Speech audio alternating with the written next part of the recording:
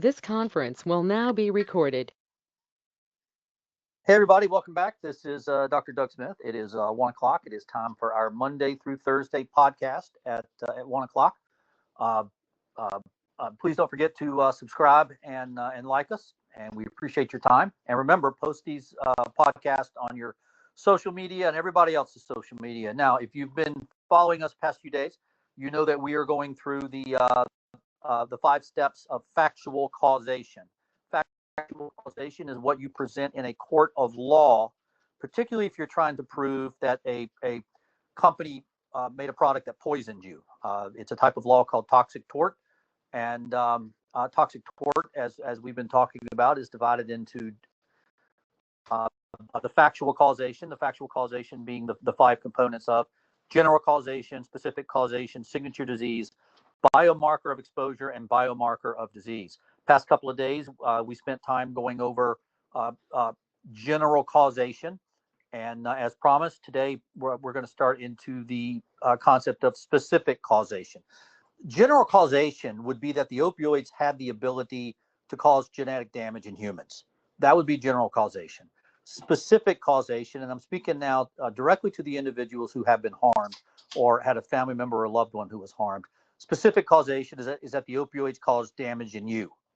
And the type of scientific evidence that you use for general causation is different from the type of scientific evidence that you use for specific causation.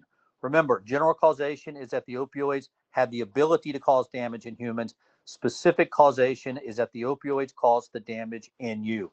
And what we wanted to go over today were 2 very, very important articles that give support, evidence, scientific evidence to the concept of specific causation. The first of these articles is by an absolutely brilliant researcher, Dr. Eliza Walkman out of Boston Medical Center. And again, note this is out of Boston Medical Center. This is not this is mainstream research. The fact that it's been ignored is amazing. This is mainstream research. Dr. Eliza Walkman is a pediatrician. She specializes in neonatal abstinence syndrome. Those are babies who are exposed to opioids during in utero and are born with symptoms of opioid withdrawal. That's neonatal abstinence syndrome. And what Dr. Walkman did was simply amazing. She took DNA samples from these babies, and what she found, now you got to listen to this very closely, what she found is amazing. Dr. Eliza Walkman in 2014 found that the level of methylation in the baby determined the severity of the symptoms of the baby. Now, stop and listen to that again.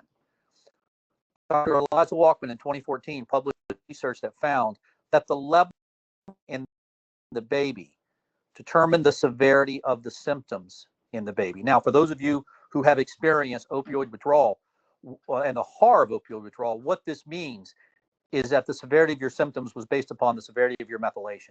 Folks, that is specific causation, pure and simple. Can't make any clear. The level of methylation correlated with the level of,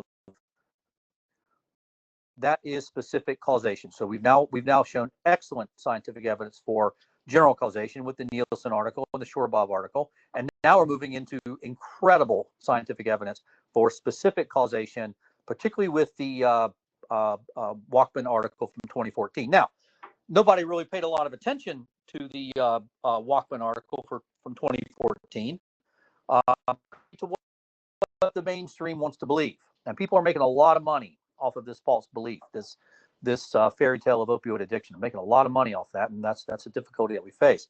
But what Dr.